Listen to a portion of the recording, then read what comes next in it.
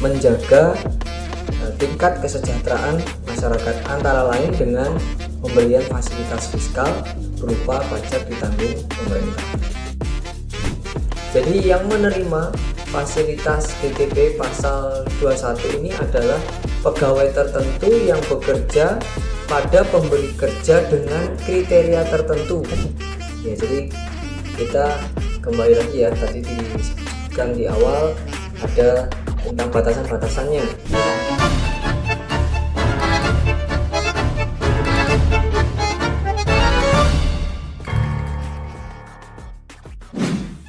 Halo kawan pajak, bertemu kembali dengan kami penyuluh KPP Mada 2 Tangerang dalam podcast Rujak Madu. Bersama saya Yeni dan juga Bapak Widi.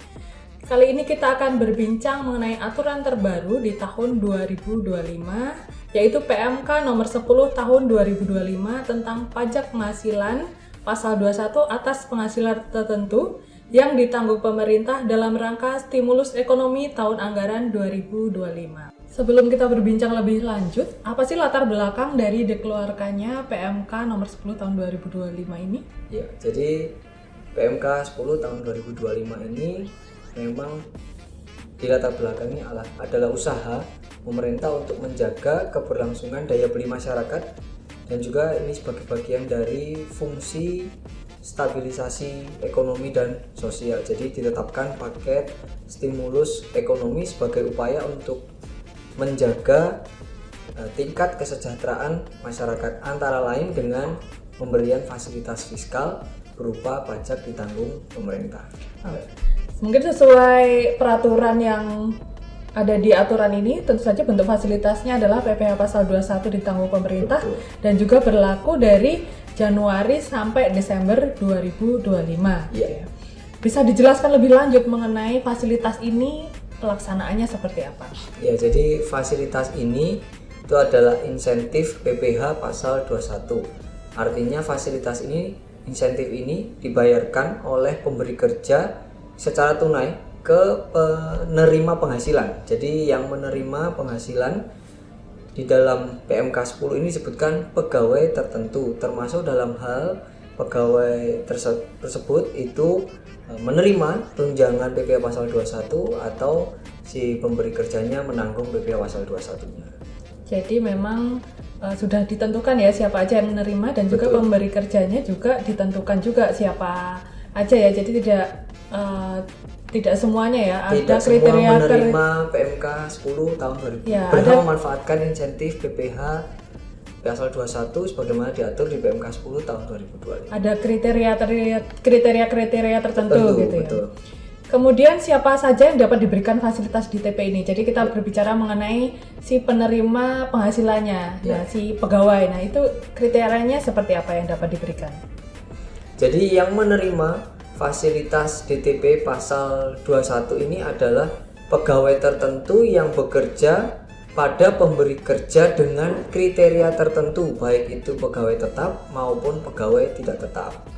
Jadi di situ sebutkan di PMK 10 tahun 2025 ini untuk pegawai tetap dan pegawai tidak tetap. Yang dimaksud dengan pegawai tertentu itu adalah yang pertama itu memiliki NPWP dan NIK yang sudah diadministrasikan Dukcapil dan terintegrasi dengan sistem administrasi DJP yang saat ini berlaku, yaitu Kortex.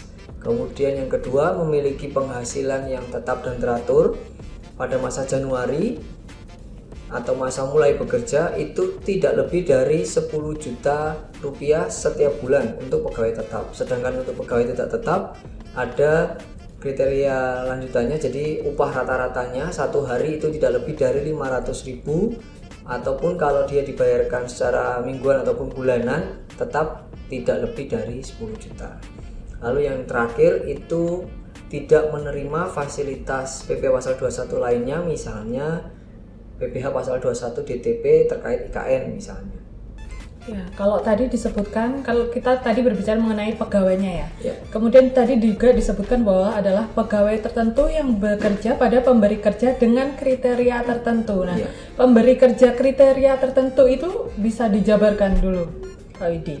Untuk pegawai yang tadi disebutkan bekerja pada pemberi kerja tertentu. Jadi kriteria tertentunya apa ini untuk si pemberi kerjanya? Yang pertama, dia adalah bergerak di bidang usaha alas kaki, kemudian tekstil atau pakaian jadi ya, kemudian furniture, lalu yang ketiga adalah kulit dan barang dari kulit. Itu yang pertama. Jadi ada 4 industri: alas kaki, tekstil, kemudian furniture dan kulit. Lalu yang kedua, KLU-nya memiliki klasifikasi lapangan usahanya terdaftar di sistem administrasi DJP sesuai lampirannya PMK 10 ini. Jadi ada 56 KLU yang diatur di dalam PMK 10 tahun 2025 ini. Lalu yang ketiga, wajib melaporkan SPT masa PPh pasal 21 DTP melalui penyampaian SPT masa PPh pasal 21 setiap bulan. Nah, tadi kan jelas dari clue-nya ya, dilihatnya dari klasifikasi lapangan usaha. Nah, sering terjadi di lapangan, wajib pajak usahanya apa? Katakanlah dia usahanya industri alas kaki gitu ya, pembuatan sepatu. Ternyata clue-nya tercatatnya lain gitu ya. Tercatatnya katakanlah perdagangan sepatu. Kan beda ya industri sepatu dengan perdagangan sepatu. Nah, apakah wajib pajak tetap berhak menggunakan fasilitas ini? Apakah bisa dibetulkan atau seperti apa?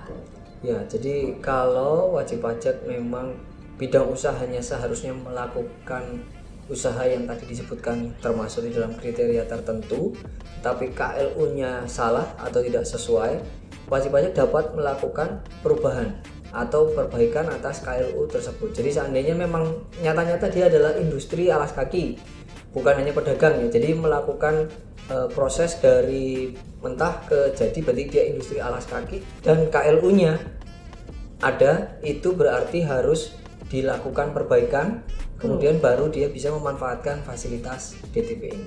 Dan sekarang perbaikan clue juga lebih mudah ya dengan Kortek. Betul. Kawan pajak bisa melakukan perubahan secara mandiri di Kortek, itu di informasi umum ya kalau nggak salah di situ. Kemudian, nah sekarang kita berbicara mengenai satu wajib pajak yang dengan clue-nya satu. Gimana kalau misalnya ternyata clue-nya bukan clue-nya banyak sih, usahanya banyak nih, betul. Usahanya macam-macam. Misalnya dia ada industri sepatu, tapi dia juga katakanlah ada jualan sepatunya juga. Nah itu seperti apa? Apakah masih berhak mendapatkan insentif DTP ini? Ya. Jadi kalau wajib pajak ini ternyata bergerak di beberapa bidang usaha, nah di situ dilihat manakah dari beberapa bidang usaha yang dijalani oleh BP ini yang berfungsi atau sebagai KLU utamanya. Jadi peredaran usahanya terbesar itu dari bidang apa? Kalau memang dari bidang usaha yang berhak atas fasilitas DTP ini, maka kawan pajak bisa memanfaatkan. Kalau tidak, maka tidak dapat memanfaatkan fasilitas DTP ini. Jadi bisa dilihat dari peredaran usaha yang dominan untuk wajib pajak tersebut. Jadi memang dilihat dulu di mana clue-nya yang terbesar ya. Mungkin dapat dilihat juga dari peredaran usahanya ya. Di laporan keuangan wajib pajak kan terlihat kira-kira yang paling besar mana, makanya itu menjadi clue utamanya. Jadi tadi mekanisme pemberian insentif tadi paling pertama adalah diberikan kepada pegawai tertentu ya yang memenuhi kriteria tertentu tadi, yang penghasilannya berapa, NIK-nya seperti apa gitu kan. Kemudian diberikan atas seluruh penghasilan bruto yang diterima tahun 2025 sesuai judulnya gitu kan. Kemudian harus dibayarkan secara tunai, tadi sudah disebutkan juga. Dibayarkan secara tunai oleh pemberi kerja ke si penerima penghasilan. Terus kemudian katakanlah di tahun 2025 ini kan seperti kita ketahui bahwa sekarang kan perhitungan pakai TER. Di mana untuk Januari sampai November wajib pajak penerima penghasilan ya, si pegawai itu menghitungnya adalah pakai TER, tarif efektif rata-rata dan juga di akhir dia bekerja atau di akhir tahun gitu dia baru dihitung menggunakan pasal 17. Katakanlah di PPh di A1-nya di akhir tahun atau di akhir bulan dia bekerja, ternyata perhitungan PPh pasal 17-nya lebih bayar. Nah, si penerima penghasilan tadi, si pegawai boleh nggak meminta kembali atas kelebihan pembayarannya gitu, atau tidak boleh? Kan sebenarnya kan sebenarnya DTP ya udah ditanggung pemerintah gitu, apakah dia masih bisa meminta kembali?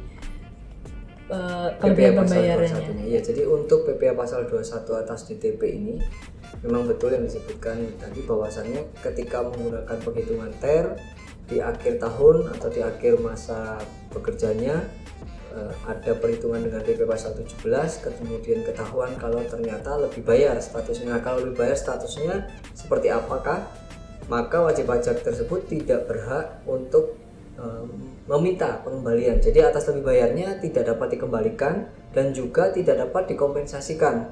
Sehingga ya ininya berakhir di situ karena sudah mendapatkan fasilitas DTP sehingga tidak bisa dikembalikan ataupun tidak dapat dikompensasikan. Ya, intinya karena ya udah DTP ditanggung pemerintah ya, otomatis tidak ada pajak yang keluar juga sebenarnya sama si pegawainya gitu ya. Jadi tidak bisa meminta kembali atas kelebihan pembayaran. Baik, kita mungkin lebih mudah kita cerna kalau kita masuk ke hitungan gitu ya. Contoh soal. Iya, contoh soal. Misalnya ada pegawai A. Dia pegawai tetap, dia kebetulan mulai bekerja di perusahaan alas kaki gitu, baru mulai diterima bekerja di bulan Maret 2025. Iya. Kemudian di kontraknya dia mendapat kontrak di gajinya atau penghasilannya itu gaji katakanlah 8 juta, terus kemudian ada tunjangan BPJS dan sebagainya. Di total semuanya itu ada 9 juta. Oke. Kalau seperti itu dia berhak atau tidak berhak atas tadi? Ya, jadi kita kembali lagi ya, tadi disebutkan di awal ada tentang batasan-batasannya. Tadi disebutkan kalau batasannya itu tidak lebih dari 10 juta. Kemudian ditentukan dari dokumen kerja, perjanjian kerja atau kontrak di awal tahun atau masa mulai bekerjanya. Tadi kalau misalnya Januari ya dari Januari. Tadi contoh soalnya misalnya masa Maret, berarti dimulai dari masa Maret. Tadi disebutkan penghasilannya berapa secara perjanjian atau kontrak. Disebutkan penghasilannya misalnya 10 juta atau di bawah lah misalnya 9 juta, sehingga atas penghasilan tersebut karena tidak lebih dari 10 juta maka pegawai tersebut dapat memanfaatkan fasilitas DTP. Ya. Kemudian karena ternyata si pegawainya ini adalah pekerjaannya itu bagus gitu ya, akhirnya di bulan Agustus dia mendapatkan kenaikan gaji. Awalnya kan 9 juta tuh penghasilan brutonya. Di bulan Agustus dia dapat promosi, dia naik gaji jadi 11 juta. Ya. Nah, apakah dia masih tetap berhak mendapatkan DTP ini? Ya, jadi kalau misalnya si penerima penghasilan mendapatkan kenaikan di pertengahan tahun, maka ketika gajinya naik ataupun misalnya di awal sudah ditetapkan di bawah 10 juta, berhak atas fasilitas, di tengah tahun mengalami kenaikan secara peraturan, secara PMK 10 2025 ini tetap berhak mendapatkan fasilitas DTP. Jadi memang dilihatnya awal mulai bekerja atau awal tahunnya ya. Betul. Katakanlah habis itu dia dapat kenaikan atau promosi, ya tetap aja yang dilihatnya, menjadi dasar perhitungan adalah di masa awal bekerja. Kemudian katakanlah ada pegawai lain nih, pegawai B, itu penghasilannya pegawai tetap juga, bekerja sama di perusahaan yang sama dengan si pegawai A tadi. Dia bekerja awal tahun, dia ditetapkan di kontraknya itu penghasilan kotornya adalah 9 juta. Di bulan Januari dia dapat bonus. Nah, kita kan ngomongnya di awal tahun ya. Di bulan Januari dapat bonus 5 juta. Jadi total penghasilan brutonya adalah 14 juta. Nah, apakah si pegawai B ini tetap berhak mendapatkan DTP? Mengingat kalau di jumlah seluruhnya kan 14 juta. Betul. Itu di atas 10 juta. Nah, itu apakah masih tetap berhak mendapatkan DTP? Ya, jadi kembali kita ke pengertian yang tadi sudah disampaikan, ada di perjanjian kerja atau kontrak. Apakah bonus tadi itu termasuk penghasilan tetap dan teratur? Apabila tidak, maka yang digunakan untuk menentukan adalah yang 9 juta di awal tadi. Jadi intinya apakah bonus tadi itu termasuk penghasilan tetap teratur yang diterima setiap bulan, dia menyebabkan apakah tadi lebih dari 10 juta atau tidak. Kalau di awal yang dimaksud misalnya penghasilan tetap teraturnya hanya 9 juta, maka tentu saja atas penghasilan yang mendapatkan bonus sehingga bertambah menjadi lebih dari 10 juta, maka tetap sebenarnya pegawai tersebut berhak atas fasilitas DTP. Jadi memang kita harus melihat dulu di awal tahun atau awal mulai bekerja ya. Iya. Nah sekarang ini kasusnya beda lagi. Kalau tadi adalah kenaikan penghasilan. Nah sekarang ada pegawai C. Pegawai C itu di kontraknya, katakanlah dia itu dapat penghasilan brutonya, penghasilan kotornya adalah 11 juta. Kemudian ada satu dan lain hal, mungkin ada indisipliner dan sebagainya. Jadi di bulan Januari itu dia turun penghasilannya karena dia dapat sanksi, katakanlah dapat sanksi dipotong penghasilannya, jadi dari 11 juta dia hanya menerima 8 juta. Kalau dari tadi kan ketentuannya penghasilan di awal tahun atau awal bekerjanya ya, itu berapa, apakah di atas atau di bawah. Nah ini kebetulan aslinya itu dapatnya 11, tapi dia dipotong jadi 8. Nah, dia tetap berhak atau tidak menggunakan fasilitas DTP ini? Ya, jadi kebalikan dari yang tadi, karena di awal yang bersangkutan ini sudah tidak berhak, meskipun di tengah dia penghasilannya menjadi lebih kurang dari 10 juta, maka dia tetap tidak berhak atas fasilitas DTP, karena di awal tadi yang menjadi dasar perhitungan dia sudah melewati 10 juta rupiah.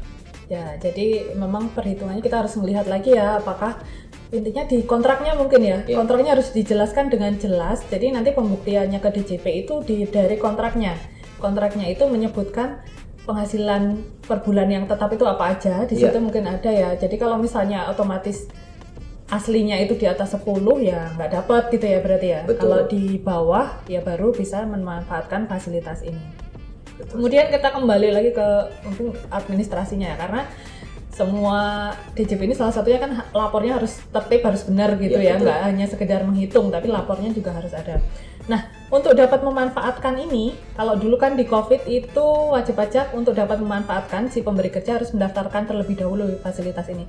Ini apakah harus mendaftarkan dulu untuk biar dapat memanfaatkan fasilitas ini atau otomatis dapat?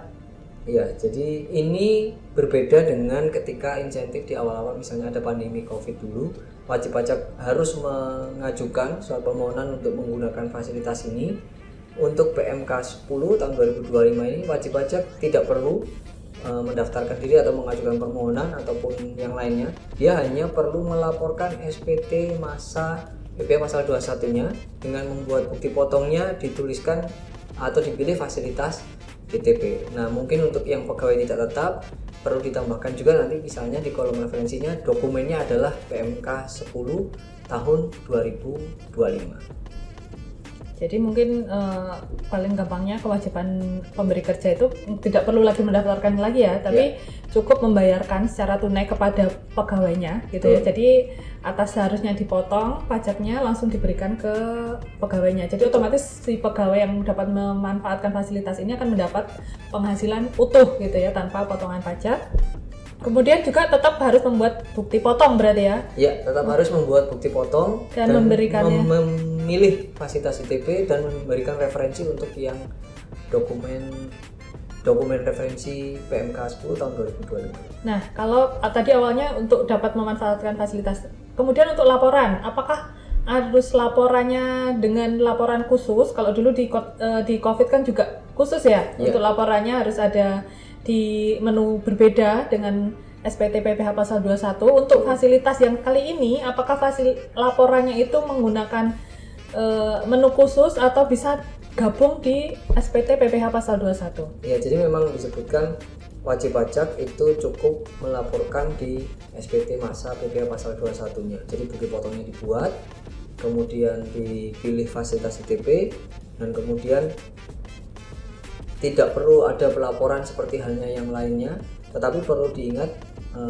mungkin ini sekalian, jadi wajib pajak yang tadi misalnya ada kesalahan ataupun belum menyampaikan itu ada ketentuan bahwasannya harus dilaporkan, ataupun kalau mau pembetulan harus dibetulkan SPT-nya sebelum 31 Januari tahun 2026. Seperti itu. Jadi intinya hanya membuat report, melaporkan SPT, ataupun kalau mau membetulkan sebelum 31 Januari 2026. Ya, kalau misalnya terlambat 1 bulan, katakanlah di bulan Desember itu 2025 ternyata dia telat, harusnya tanggal 31 Januari 2026 gitu ya kan paling lambat, dia lapornya tanggal 1 Februari 2026. Atau ternyata kelompatan nih dari Januari sampai Desember, ternyata dia lupa belum lapor di bulan September. Nah itu bagaimana? Apakah Fasilitasnya berarti tetap berlaku atau tidak gitu? Jadi untuk wajib pajak yang memanfaatkan fasilitas DTP PMK 10 ini itu paling lambat harus dilakukan pelaporan dan pembetulan 31 Januari 2026. Terlambat 1 hari artinya wajib pajak tidak berhak atas fasilitas DTP.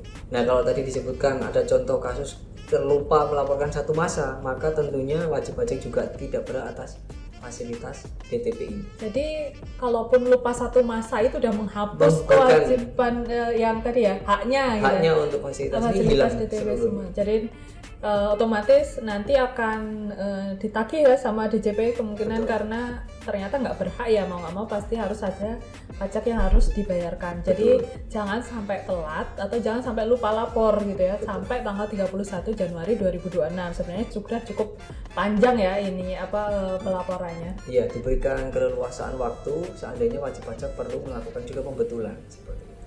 Nah, tadi di salah satu, kita ngomongin soal kotek kembali ya, salah satu aturan penerima penghasilan tadi yang adalah yang sudah terregistrasi di administrasi DJP gitu ya.